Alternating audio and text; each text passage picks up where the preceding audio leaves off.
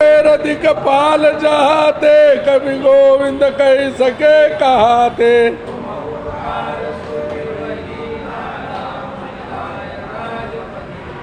तुमरो मंत्र विभीषण माना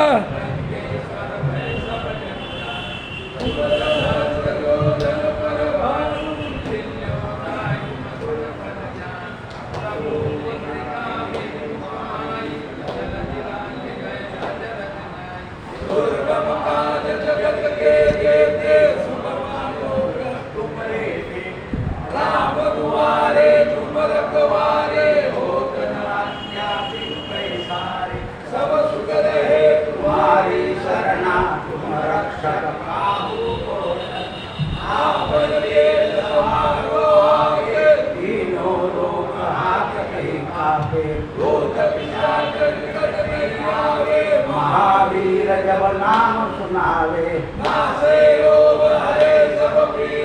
जपत निरंतर हनुमत वीरा।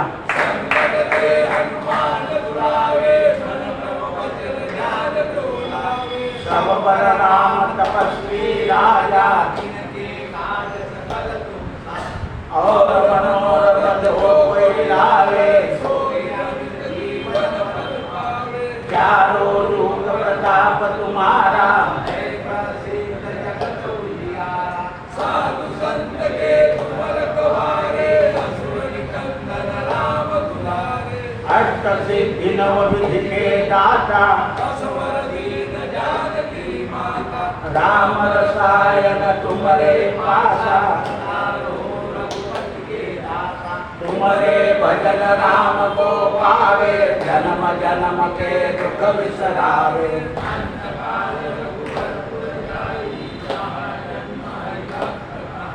और देवता कीर्तन धरई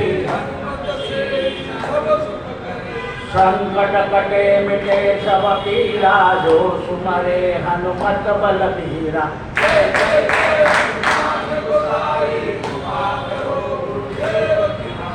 जो सतबार पाठ कर कोई छूट ही बंदी महासुख होई। पढ़े हनुमान चालीसा होए सिद्धि साखी गौरीसा। तुलसीदास सदा हरि चेरा पवन कर संकट हरण मंगल मूर्ति। राम लखन सीता सहित हृदय बसहु स्वरभु।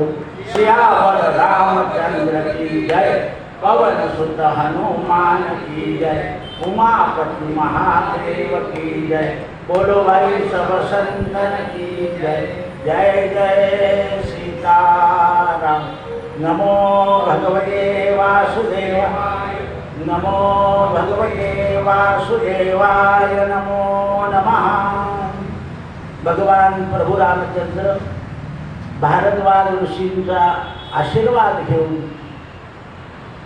प्रयाग क्षेत्राहून चित्रकूट पर्वताकडे निघाले असताना भारद्वाज ऋषींचे शिष्य मार्ग दाखवत आहे आणि भगवान प्रभू मार्गाने चालताना लक्ष्मण आणि सीता यांना वनदेवतेचं ज्ञान देत आहे. लक्ष्मणा सीता हे बघ, या वनदेवतेनं निसर्गानं मानवाला काय काय दिलंय. तुम्ही अयोध्येमध्ये राहिलेले आहे. हे बघ मधाचं पोळ केवढं आहे. या सगळ्या माशा तुम्हाला नकोच आहे, पण ह्या झाडावरचा सगळा पराग गोळा करून मानवा करता एका ठिकाणी गोळा करतात. बघ त्या पोळ्यामधून 10-12 शेर मध निघेल आणि हे मध मानवाला औषधाला उपयोगी पडतं. देवाच्या अंगावर उपयोगी पडतं.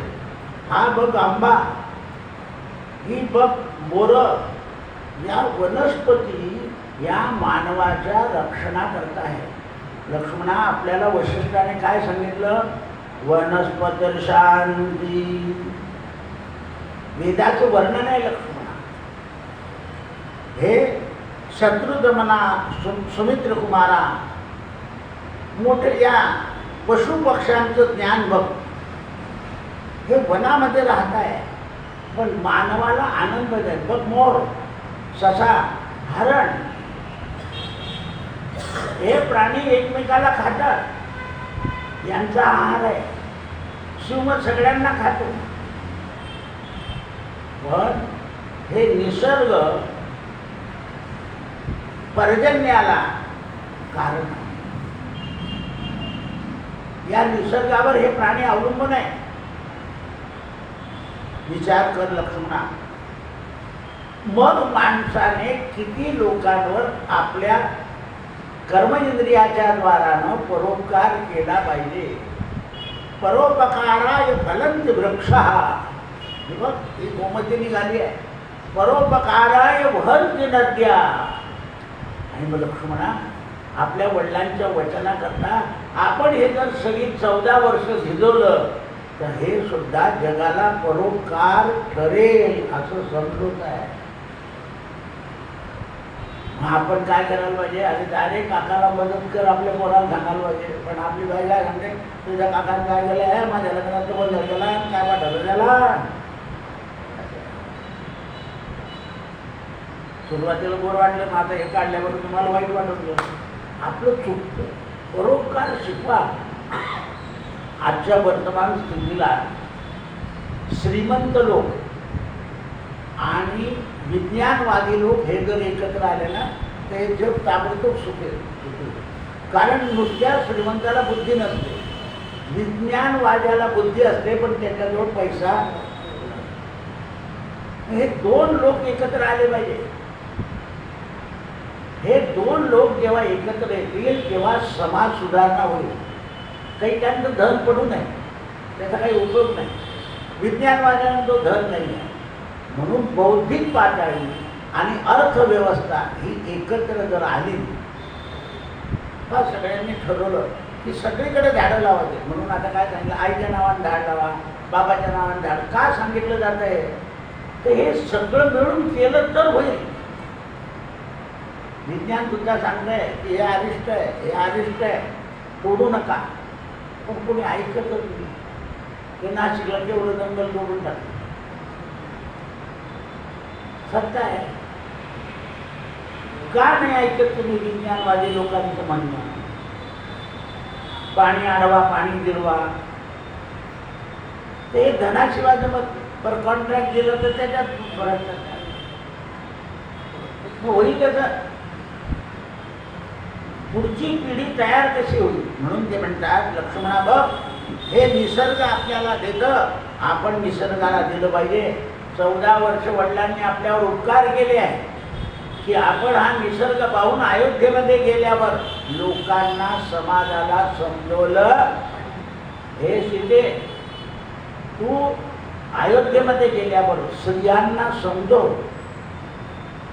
कारण राम कोण होणार आहे? राजा. आम्हाला माहिती आहे पुढे आपल्याला राज्य करायचे. 11,000 वर्ष वनातून आल्यावर राम 11,000 वर्ष राज्य राहणार आहे आणि संपूर्ण रामराज्य करायचं आहे. त्याकरता आपल्या घरातले 2 लोक निसर्गाच्या नेमाने तयार केलं असं वाल्मिकी लिहितात. आणि त्या वाल्मिकांच्या आश्रमात आधी जायचं आहे. ज्यांनी रामायण लिहिलं त्यांना भेटायचं आहे. हे विजय नंदिनी, हा वसंत ऋतू बघ. या वसंत ऋतूमध्ये वृक्षाला कशी पालवी आलेली आहे. आणि बघ हे वृक्ष इतके परोपकार करतात की हे पडले आणि हे संपले की हे खत होतं. हा समजवलंय. म्हणून हे सरकार जे सांगताना तुम्ही जाळू नका, त्याला सडवा.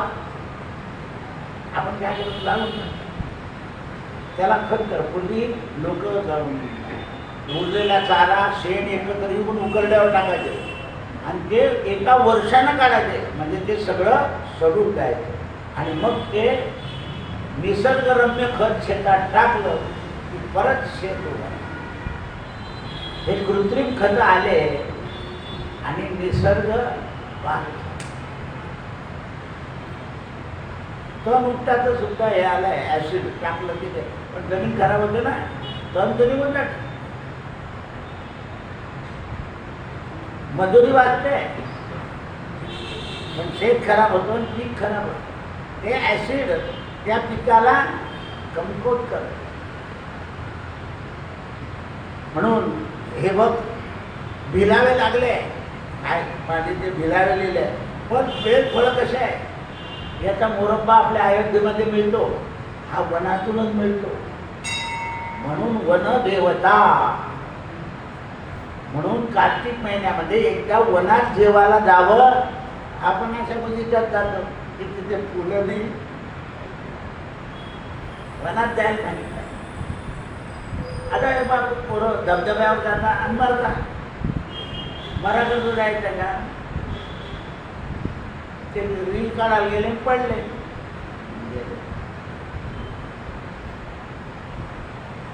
काय करताय, निसर्ग पाहायचा आणि निसर्गापासून शिकायचं.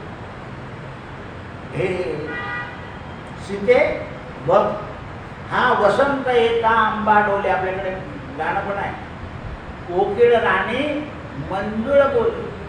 पहा निसर्ग पक्ष्यांना सुद्धा आनंद देतो, मग त्या निसर्गाचा नाश नाही व्हायला. लक्ष्मणाला म्हणाले, लक्ष्मणा बघ या मधुमाशा कशा करताय, किती मध भरलेलं आहे. या वनातल्या लोकांना हे मध मोठमोठ्या राजधानीत जाऊन विकावं लागतं, आणि बघ त्यांना त्याचं मोल सुद्धा केव्हा केव्हा मिळत नाही, लोक पडून मागतात. शेवटी पोटाकरता त्यांना ते विकवून घ्यावं लागतं. त्यांना माशा किती चावलेल्या असतात बघ, ते अंगावर कामळ घेऊन हे मध काढून आपल्याला देतात. मधुवाता मधुरेता, आपण वशिष्ठाकडे वेद शिकलो आहे, त्याच्यामध्ये हा मंत्र होता. जेव्हा देवाच्या अंगावर मध घातलं जातं ना, तेव्हा हा वेदाचा मंत्र म्हणावा लागतो. मधुवाता मधुरेता मधुसिंधवा मधुना मधु मधु, हा मंत्र आहे मधाचा. दह्याचा मंत्र आहे दधिक्राणो अकारिणम, दुधाचा मंत्र आहे पय पय मंत्र. हे गंधाचा मंत्र आहे तो गंधर्वा. हे जेव्हा घातलं जातं देवाच्या अंगावर, तेव्हा वेदाचे मंत्र म्हटले जातात. आता त्याला वेद येते तो काय म्हणतो, गंधम समर्पयामी, अक्षराम समर्पयामी, मधुम समर्पयामी, एवढं म्हणून टाकतो. आणि आपण त्याला 2.5 रुपये देतो. माझं कुटुंब मंत्र वाटलं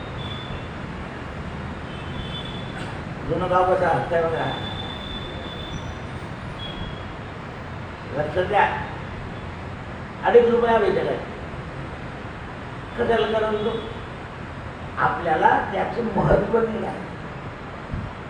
आपल्याला सगळं कसं झालं पाहिजे, इझी आणि फुकट. शेतकरी शेरभर ज्वारी देऊन द्या, शेरभर गहू माझ्याकडे नको पाहू, दुर्गवा. म्हणून ते म्हणतात वनामध्ये रमणीय फुलं कसे आहे बघ. लोक बोरांना सुद्धा रानटी बोरं म्हणता म्हणे लक्ष्मणा. वनातले बोरं आहे ना ते मोठे मोठे, त्याला नाव रानटी ठेवते. वनातलं फळ आणि ग्रामातलं फळ यात फरक आहे लक्ष्मणा, कारण ही भूमी निसर्गजन्य आहे, चित्ताला आनंद देणारी आहे. या भूमीचं समतोल आहे, आणि म्हणून चित्रकूट पर्वत अत्यंत पवित्र आहे. या अशा या पवित्र पर्वतामध्ये ऋषी लोकच राहतात, कारण ऋषी लोकांना निसर्गाचं प्रेम आहे. आता सगळे हे बांधून टाकले या ऋषी लोकांनी मठ, अटॅच बाथरूम चित्रकूट पर्वतामध्ये. काय झालं, सगळे लोक मजा करतात आणि प्लॅस्टिक टाकतात. अगदी साधे बांधायचे तिथे की हा माणूस जास्ती रमला नाही पाहिजे. माणूस रमला की ते याचं लिंग, बर्फाचं लिंग 15 दिवसातच बसून गेलं, कारण इतके लोक गेले. लाईट लावले, हे लावले, ते लावले, लाईटिंग टाकली. आता तिथे लाईटिंग टाकायची काय गरज नाही, टाकली लाईटिंग, पकडून गेलं. आता लोक नुसती टाकायला पाहता नाही येत आहे, जागायला पाहता आम्हाला तर काही दिसलं, कसं काय दिसेल ते. एवढ्यामुळे ती उष्णता वाढली, भट्ट्या पेटल्या, स्वयंपाक झाले, लंगर लागलं, त्याच्याने ती उष्णता वाढली आणि ते काय कोणतं गाव अमरनाथ, वरतून ते बर्फ पडतो धार असा आणि तिथे पाषाण आहे, त्याच्यावर तो गोळा होतो. ते ठराविक दिवसापुरतंच आहे.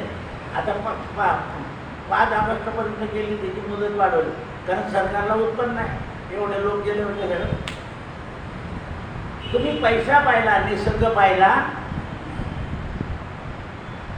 कमी लोकांनी ऑनलाईन बुकिंग सगळ्यांनी बुक करून टाकल्यात. बुक केलं म्हणजे जाऊ द्यावं लागतं. मर्यादा दिली पाहिजे. कुठलीही गोष्टीची मर्यादा ओलांडली की तिथे दुःख आहे. घरामध्ये सुद्धा मर्यादा ओलांडली की भानगडी आहे. म्हणून हे पर्वत, नाना प्रकारचे पक्षी आणि हे स्वादिष्ट जल इथे उपलब्ध आहे. हे सौम्या, हे पर्वत मनोहर आहे, नाना प्रकारच्या लताने शोभलेले आहे, असा निश्चय कर. सीता, लक्ष्मण हे अशा निसर्गाची चर्चा करीत करीत चित्रकूट पर्वतावर चढून गेले आणि शिष्यांनी दाखवलं, महाराज हा वाल्मिकांचा आश्रम. त्यांनी आश्रमाला नमस्कार केले, रामाला सांगितलं येतो. आमच्या गुरुने एवढंच सांगितलं. भारद्वाजांचे शिष्य निघून रामाने त्या शिष्यांकडे विद्यावान भव म्हणून आपला हात केला. लहान मुलांना आशीर्वाद देताना काय दिलं पाहिजे? विद्यावान. जेवढे मुलं विद्वान होतील तेवढा देश पुढे जाईल. पण विद्वान कसे व्हा? निर्लोभी विद्वान. हल्ली विद्वान कसे झाले? लोभी. त्यामुळे देशच खरबुटकार जायचा. विद्वत्ता ही समाज सुधारण्याकरता पाहिजे. पूर्वीचा शिक्षक हँडलला भाकरी बांधून आणायचा, पण पूर्णतः एकच शिक्षक संपूर्ण शाळा सगळे विषय. आता 35 मिनिटाचा तास आहे, त्याच्यात शिक्षक मोबाईल पाहतो.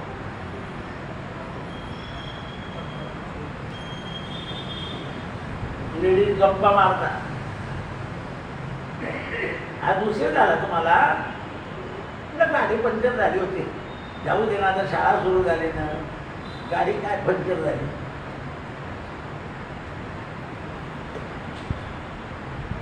कळकळ नाही, माणसं घडले पाहिजे, तळमळ नाही. म्हणून ते म्हणतात, वाल्मिकांना त्यांच्या शिष्याने सांगितलं, महाराज कोणीतरी ऋषी कुमार धनुष्य घेऊन येत आहे. आता यांना काय माहिती आहे राम लक्ष्मण आहे? अरे ऋषी कुमार राजा दशरथाचे 2 पुत्र आणि सीता माता आली आहे. वाल्मिक पूजेचं ताट घेऊन बाहेर आले. मनातल्या मनात, कारण स्तुती करायची रोज समाज. लोकाभिराम रणरंग धीरम राजीव नेत्रम रघुवंश नाथ. रघुवंशाचे नाथ आले. आता आपण सनात होऊन जाऊ. कारण ज्या रामनामानं मला तारलं, मी आधी मरा मरा म्हणत होतो, माझ्या गुरु नारदानं मला राम मंत्र शिकवला आणि त्या राम मंत्रानं आज प्रत्यक्षात भगवंताचं तुला दर्शन होईल असा माझ्या गुरुनं मला आशीर्वाद दिलेला होता. आताचे गुरु आशीर्वाद देत नाही, तू करून येतो तुझा, त्यालाच झालं नाही दर्शन करतो नाही, जा त्याच्याजवळ रड, सांग त्याला तोच कैवारी आहे असं सांगायला. काय सांगितलं ज्ञानेश्वरांनी? नामदेवा तुला देव दिसत नाही ना, मग देव कुठेतरी गेला. कुठे गेला तो शोध. नामदेव महाराज म्हणे तुम्ही शोधा ना, तुम्हाला समाधी लागते ना. म्हणे मग सावताकडे गेलाय. सावताकडे गेला, दाखवलाय. असे गुरु पाहिजे. नामदेव भावना प्रधान होते पण ज्ञान प्रधान कमी होते, म्हणून ज्ञान दाखवलं. म्हणून गुरुमध्ये जर शिष्याला ज्ञान देण्याची शक्ती असेल तरच गुरु बनायचं, नाहीतर गेरू बरा आहे.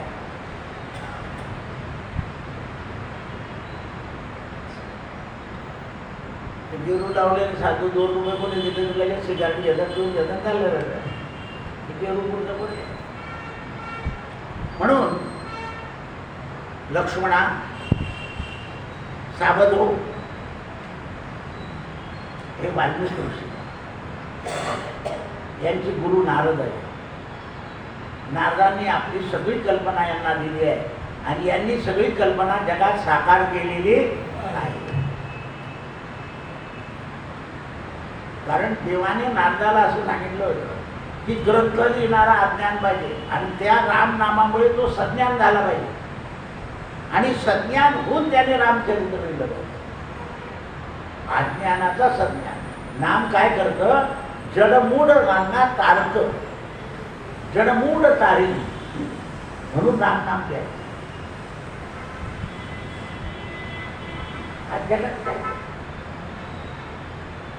असे थोडे बोटा मोजणार इतके संत जगाला ज्ञान देऊन निघतात. सगुण चरित्रे परम पवित्रे सागर वर्णाली. रामाचं दर्शन वाल्मिकांनी घेतलं आणि लक्ष्मणानं आपला परिचय दिला. कारण क्षत्रियानं परिचय दिला पाहिजे. परिचय दिल्याशिवाय समोरच्या व्यक्तीला आपण कोण आहे म्हण. आता वाल्मिकांना माहिती होतं ती गोष्ट, पण परिचय दिला. ते रघुकुलात जन्मलेला मी लक्ष्मण, राजा दशरथाचा पुत्र, हे माझे मोठे बंधू श्रीराम आणि या आईसाहेब सीता. वाल्मिकांनी मंद हास्य केले. रामानेही त्यांच्या हास्याला मंद हास्य केले आणि रामाने त्यांचं अर्घ्य पूजा घेतली अतिथी म्हणून. त्यावेळेस रामाचं वचन ऐकल्यावर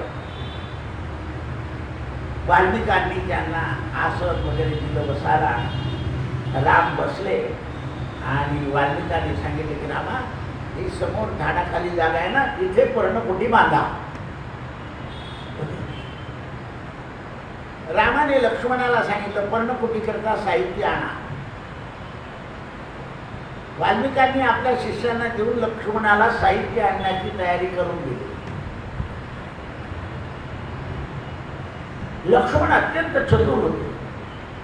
आता तुम्ही म्हणाल लक्ष्मणाला पर्णकुटी बांधाचं ज्ञान कसं काय आलं? तर वशिष्ठाच्या आश्रमात राहताना यांच्या पर्णकुट्या होत्या. जसे आपलं गव्हर्नमेंटचा बंदोबस्त केला की जे संरक्षण खात्याचे सगळे लोक आहेत त्यांचा तंबू सहित स्वयंपाक बरोबर असतो. गेल्याबरोबर तंबू लावणारे तंबू लावतात, सामान काढणारे सामान काढतात, स्वयंपाकी आपल्या तंबूमध्ये लगेच चहा ठेवून देतो. तसं आहे ते. गुरु घरी ते शिक्षण दिलं जात होतं पूर्वी. आता जर पोरांना शाळा झाडायला लावली तर लगेच त्याच्या शिक्षकावर गुन्हा दाखल होतो. असं आहे.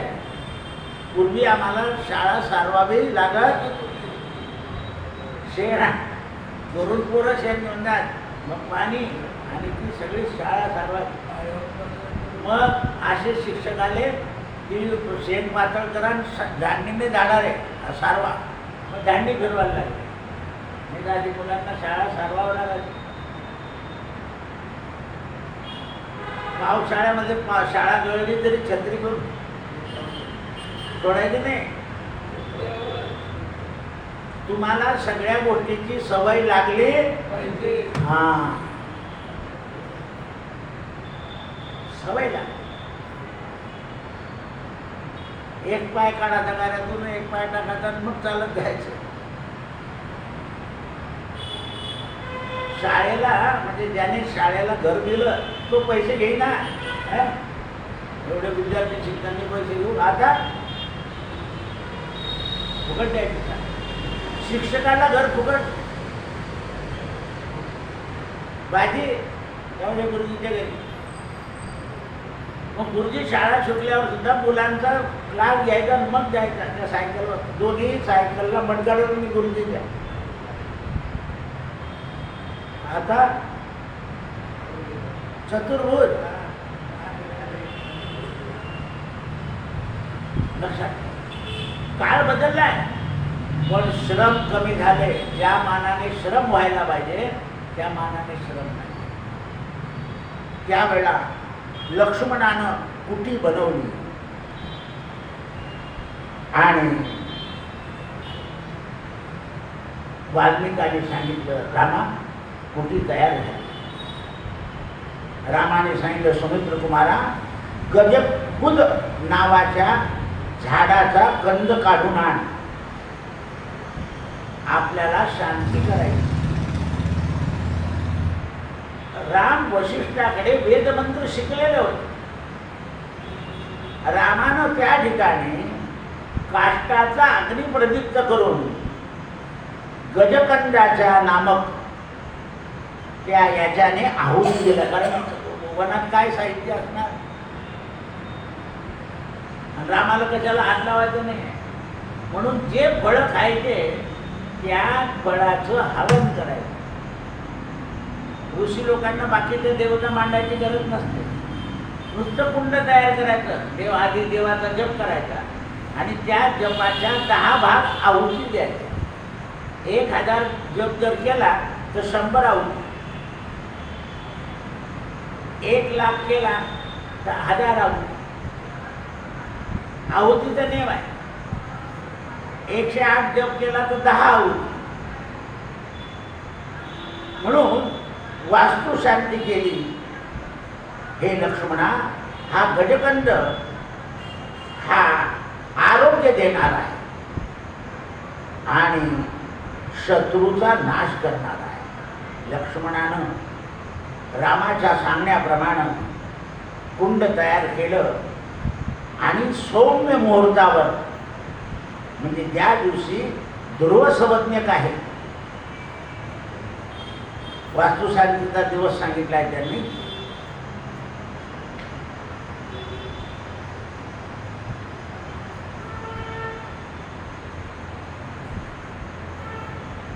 दोन तऱ्हेनं शांती केली. उत्तरा नक्षत्र, रोहिणी नक्षत्र आणि ध्रुव स्थिर याच्यावर ध्रुव शांती करावी. आणि त्यावेळेस मुहूर्त चिंतामणी ग्रंथामध्ये दिलेलं आहे.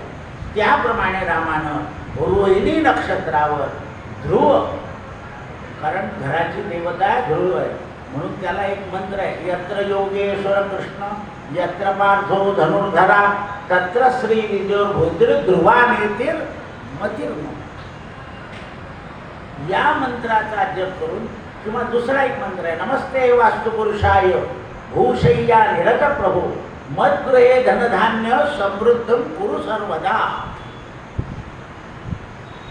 वेदोक्त मंत्र पण आहे, पुराणोक्त मंत्र पण आहे. काय सांगितलं या मंत्रामध्ये, हे वास्तुपुरुषा, माझ्या यजमानाच्या घरामध्ये, म्हणजे गुरुजी म्हणतो त्याचा जो यजमान असेल त्याच्या घरामध्ये, माझ्या यजमानाच्या घरामध्ये धनधान्याची समृद्धी होऊ दे, याकरता आम्ही तुझं हवन करतो. नमस्ते वास्तुपुरुषाय भूषय्या निरत प्रभू. ते नागाच्या शय्येवर झोपलेले आहे.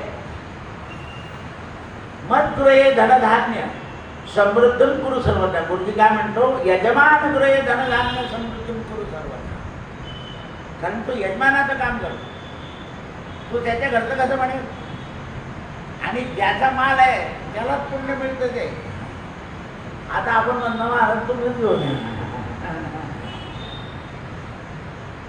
असं नाही. तुम्हाला ते साहित्य आणण्याचं कष्ट पुरले. आता परवा तुम्ही ऐकलं की आंब्याचा रस सुद्धा आयता अन्न म्हणे, पिळायची गरज नाही. मग त्याच्यात भेसळणं म्हणा. हापूसच्या मध्ये कापूस कोण पिळत बसेल म्हणे. आता आम्ही ते संत्रीच्या मोसंबीच्या रसाच्या गोष्टी केल्या ना, ते एक ग्लास पंतप्रधान आणि राष्ट्रपती यांना या सगळ्या फळांच्या रसाचा एक ग्लास द्यावा लागतो. त्यांच्या इच्छेप्रमाणे जेवत नाही, कायद्यात केलं त्याप्रमाणे जावं. म्हणून ते इतके लालगुंद राहतात गादीवर असे पाहिजे. असं मला ठेचा भाकर द्या असं त्याला खाता येत नाही किंवा पिठलं करून नाही असं नाही. ते ठरलेल्याप्रमाणे तेवढं खावं लागतं त्यांना. तो बाजारातला जर रस मिळेल तर त्याच्यात साखर पाणी घालून देतात. पण घरी गेलं तर आपल्याला सगळं इझी आहे ना, ऐकतं पाहिजे. आपण जो फळांचा रस करू तसा बाजारातला येणार नाही, कारण तो व्यापार आहे. व्यापारामध्ये गडबड होणारच. हिंदीमध्ये त्याला बेपार म्हटलं आहे. म्हणून ते म्हणतात लक्ष्मणा, आता या गजकंदाने रक्ताचे विकार दूर होतात. का निसर्गाचं ज्ञान दिलं आहे. आपल्या शरीरामध्ये रक्तामध्ये विकार का होतात, तर शरीरात पित्त वाढतात म्हणून यथा ऋतुकालो भव पुष्पाणी आणि फलाने, ज्या काळामध्ये जे ऋतूमध्ये फळं येतात ना, ते फळं आपल्या रक्तातले पित्त कमी करतात. म्हणून ऋतू फळं खाल्ली पाहिजे. आता कोणत्याही गावाचं फळ कोणत्याही कुठेही खातात. आता परकीय फळ आहे ना, हे आपल्या शरीरात पचणार नाही. ज्या भागामध्ये जे फळ आणि जे धान्य उत्पन्न होतं, जी जमीन देते, तेच त्या शरीरात पचतं. पण तुम्ही चाळीसगाव, मालेगाव हा भागात बाजरी म्हणजे बाजरीच खाते. आपल्याला बाजरी इतकी पचणार नाही. इकडे दादर, जिवारी आणि ही मावस बहीण हायब्रिड, ही मावस बहीण आहे. ऐसपुरी जिवारी आणि दादर कांडी स्वच्छ भाकरी दिसते. आपण असं वास सुटलं, माणूस म्हणतो काय भाकरी झाली, सुंदर दादरच्या भाकरीचा वास असतो. कांडी स्वच्छ काय दिसता, मोती मोती दिसते. आता लोक ऑनलाईन मागून घेतात, त्याच्यामध्ये भेसळ. ते पाय ना जरा, तू दादर आहे का सातपाणी आहे, पाहिली पाहिजे ते भेसळ. त्याच्यापेक्षा काय हे ऑफिसर लोक आयचं पिठानं घ्या कोण त्याच्या भेटत असं आहे. पूर्वी चक्कीवाल्या जरा नीटगळ लावून पाहिजे आज, बरोबर आहे का नाही. आता तू जर मी इकडे मोबाईल खेळतो गाडीवर, तू काही का जळे ना, कशावर काही टाकतो. आता घरी चक्की आल्या त्याच्याकरता, पुढे विज्ञान बदल, घरोघरी चक्क्या झालाय. माणूस पाहून येतो, करून येतो. श्रम पुरता आहे, पण चांगली वस्तू प्राप्त होते. चांगलं आहे. म्हणून सद्गुण संपन्न जप कर्म केलं रामानं. सद्गुण संपन्न. आता सद्गुण संपन्न म्हणजे काय, जप करताना बोलायचं नाही, याला सद्गुण म्हणतात. खून पण करायचे नाही जप करता करता. सद्गुण संपन्न आणि तद्दशांश आवाहन केलं. समस्त देवतांचं पूजन केलं पवित्र भावानं आणि सीतेसहित वाल्मिकांच्या आज्ञेनं पर्णकुटीमध्ये प्रवेश केला. वनात बांधलेली पर्णकुटी आहे, तरी शांती केली. कोण अवतीर्ण झाले, परमात्मा. परमात्मा असून शांती केली. मी पाय लावला म्हणून शांती झाली असं नाही केलं. हे काही महाराज म्हणतात ना, अरे मी आलो की झालं, काही विचार नाही, मला शास्त्राप्रमाणे करावं असं सांगतात महाराज. मी आलो, मी पाय ठेवला की झालं सर नाही. माझा फोटो ठेवते आणि यायचे 1 लाख रुपये घेत. चहा प्यायचे 1 लाख आहे दिले तुम्ही मध्ये. हे बाय यांनीच तपास दाखवला एक लक्षात आहे. अशाने शांती संतांबरोबर माणसं आली, जेवढी माणसांची आपल्या घराला पाय लागेल तेवढं घर पवित्र. वड्याच्या नालपेक्षा समाजाचे पाय लागणं महत्वाचं आहे. कशाचे नाम मारतो तुम्ही? वडे. साधू संत येती घरा, रोज दिवाळी आणि दसरा.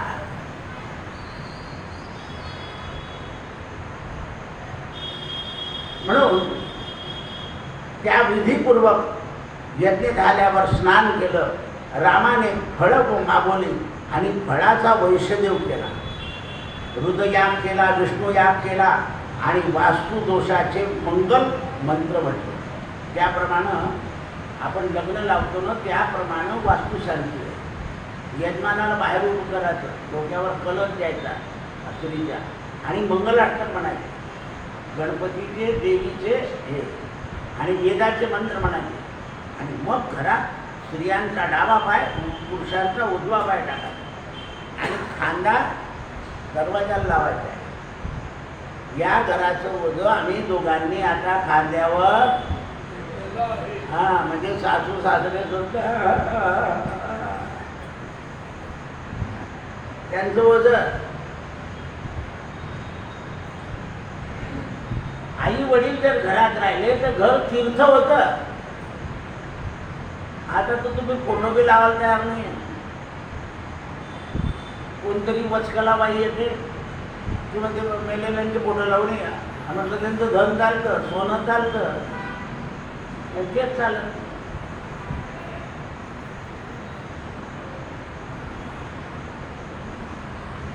हे लक्षात. देवतेची संत, संततेची देव.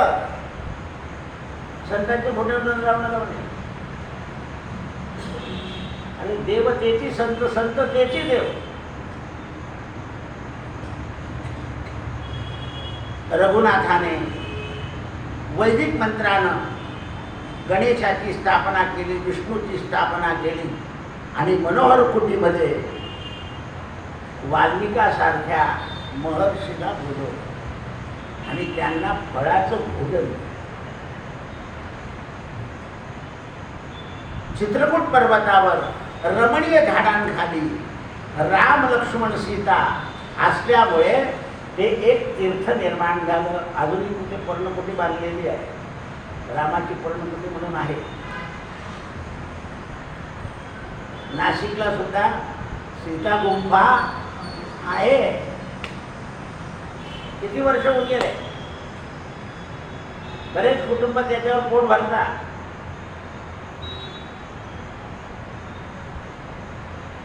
म्हणून त्यावेळा रामानं गोमती नदीचं जल आपल्या पर्णकुटीमध्ये आणलं आणि त्याच्याने पवित्र केलं. पुढे दक्षिण तटेकडे गंगा होती, तिथलं जल लक्ष्मणानं आणलं आणि घर पवित्र केलं. या नद्यांचं घर जल घरामध्ये टाकणं म्हणजे त्या नद्या घरात पूर्ण. आपण तांब्यावर गंगे जमुने जैव गोदावरी सरस्वती नर्मदे सिंधू कावेरी जलेस्मिन् सन्निधं कुरु, या सगळ्या नद्यांना मंत्राने बोलवतो. जे पाणी असेल त्याच्यात ते येतात. त्याला जलदेवता असं म्हणतात. जलदेवता. आणि जलामध्ये राहणाऱ्या ज्या देवता आहे, मच्छी, कुर्मी, वाराही, मंडुकी तथा, ह्या सुद्धा त्या देवता आहे. ते रूप धारण केले जाते. का भगवंताने जग बुडर ओढेल तेव्हा मत्स्य अवतार धारण केला, समुद्र मंथनाच्या वेळा कच्चा अवतार धारण केला, म्हणून त्या देवता आहे. म्हणून ते कासव तुमच्या घराचं प्रतीक आहे. लोक म्हणतात कासव ठेवलं की पैसे येतात, लावलं त्याला पैसे. कासवाच्या अंगठ्या काढून टाकल्यामध्ये बऱ्याच दिवस घातल्या काढून टाकल्या लोकांनी काही पैसे येतात नाही. हा आमचा उरला होता याच्यात ते सांगितलं 4 दिवस झाले सगळ्यांच्या महाराजांनी पूजा बदलाव तुमच्या एवढा भाव तो काही फरक पडला. हे बोट आणखीला नव्हतं, एवढ्यालाच होतं ते. तो ट्रम नेहमी असं दाखवतो लोकांना. असं आहे. म्हणून ते त्यावेळेस रामचंद्रांनी प्रयागराजाच्या आश्रमामधून वाळू आणली होती, तीही टाकली आणि चित्रकूट पर्वताच्या ठिकाणी रामांनी वास्तव्य केलं. इकडे काय झालं बघा, सुमंत अयोध्येकडे जायला निघाले. रामाचा संदेश पूर्ववासीय लोकांना द्यायचा आहे. राजा दशरथ आणि कौसल्या आणि सुमित्रा रामाचा संदेश ऐकून मूर्छित होणार हे सुमंताला माहिती आहे. पण रामांचा आदेश असल्यामुळे सुमंताने असं ठरवलं होतं की हे रोज अयोध्येत पाठवून द्यायचं, जायचं नाही आपण अयोध्येमध्ये. पण राम आदेश आहे. काका काका म्हटलंय तुम्ही राजा दशरथांना सांभाळलं पाहिजे अशी माझी आज्ञा आहे. पण राजकुमार होते, प्रधानाला काही काही राजकुमाराच्या सुद्धा आज्ञा पाळाव्या लागतात, राजकुमारीच्या पाळाव्या लागतात. रामचंद्र भारद्वाज ऋषींच्या आश्रमावर सोडून सुमंत परत गेले. राम चित्रकूट पर्वताकडे जाणार होते. सुमंतानं मनामध्ये विचार केला की आपण आता या अयोध्येत गेल्यावर लोकांचा रोषच आपल्याकडे घ्यायचा आहे. तर हे परमेश्वरा मला जाता जाताच मरण देऊन टाक, म्हणजे तिकडे अयोध्याही नको आणि आपण सुद्धा असं म्हणतो ना, नको झालं कटकट तेव्हा त्याच्या ऐवजी असं मनामध्ये भावना यायला. सगळी अयोध्या नगरी आपल्याला वाटेल ते बोलेल, आपल्याला सहन करावं लागेल. कारण रामाचा विरह जनतेमध्ये संताप होईल. यदा कदाचित माझे घोडे आणि रथ लोक उधळून टाक. सुमंत चिंतामध्ये पडले. नगराच्या बाहेरच घोडे रथ ठेवून दिला आणि तोंड बांधून अयोध्येमध्ये प्रवेश केला. कृष्णार्पणमस्तु. सत्यगुरु राये कृपा लढले सेवा काही